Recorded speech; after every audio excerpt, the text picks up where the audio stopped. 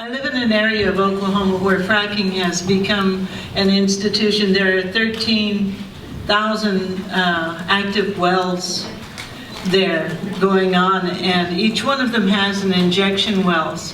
Since 2008, when there was 5 earthquakes in Oklahoma that were under 1 to 1.5, we have escalated on a yearly basis until this year, in 1 year, we have had over 5,000 earthquakes, all of a magnitude 2.5 up to a magnitude 5.7 that happened there 3 years ago now. 3 days before I came to Paris, there was one of 4.7. All of these earthquakes that are happening there are directly related to the injection wells. The Corporation Commission of Oklahoma is manned by oil people, and so they continue to allow this to happen.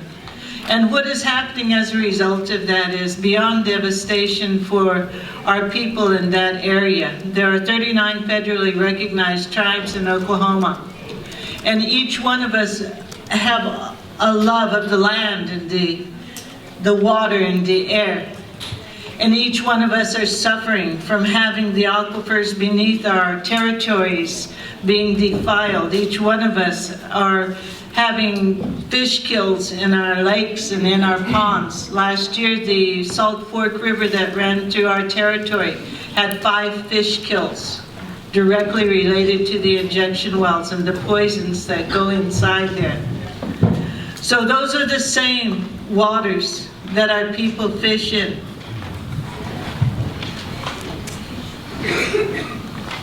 That runs through the grounds where we have our annual gatherings, where in the past we've shared food and dance and joy.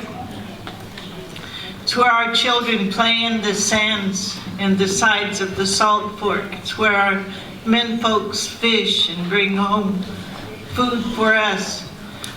And we get no warnings, you know, the EPA or the federal government there, the Bureau of Indian Affairs, none of those tell us the things that Shannon is telling us here.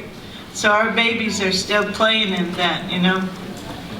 We're still fishing and eating down there. The deer are still grazing and swimming in that, the beaver, the relatives that come to stay among us in the winters and the summers when they're migrating, live in those waters.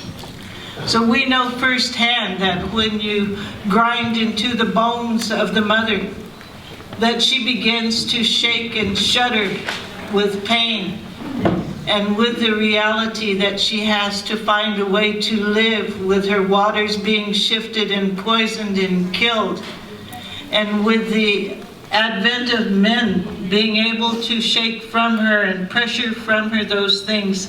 All of these earthquakes measure between 1 and 2 miles under the earth, and that makes them about 100 times more violent than those earthquakes that happen in California that are 40, 50 miles under the earth. When they're on the surface like that, they shake everything. So we have a first-hand understanding of the death and destruction caused by fracking, not only to our Mother Earth, to us, her children, and to the relatives that we all love and who love us. And we ask you to allow the world to understand.